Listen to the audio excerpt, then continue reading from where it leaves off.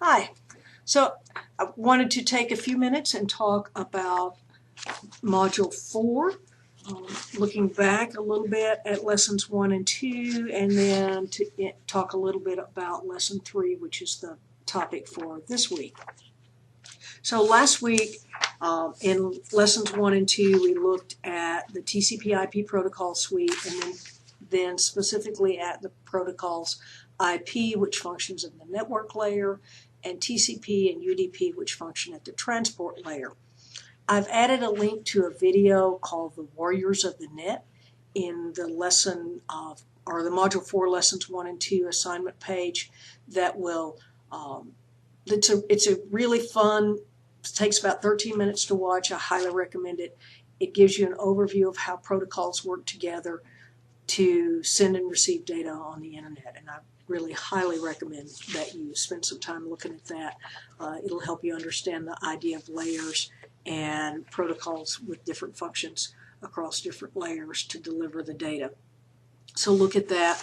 Another thing, I encourage you to look at the example essay for the Module 4 Essay 1 that talks about how demultiplexing and UDP and TCP,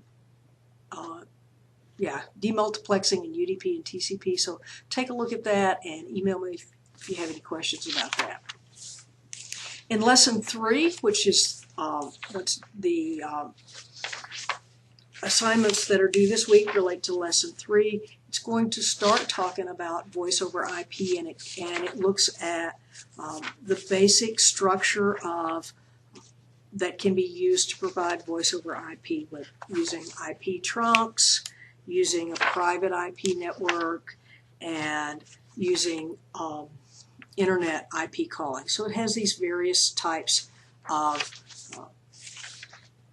designs that can be used for voice over IP. If you've used, or maybe you may not have used it, but maybe you've seen a commercial for magicJack. That's a kind of voice over IP, internet IP calling. Skype is actually a voice over IP. Vonage is a voice over IP. If you have a Cox telephone, you're probably using voice over IP. If you use a telephone on the campus at OSU OKC, you're using voice over IP. And there are a little bit different ways of doing that service, but the same basic principle applies. We're taking a TCP/IP network, the same kind of network that we use to access the internet, to access, open web pages that you're using to access this course.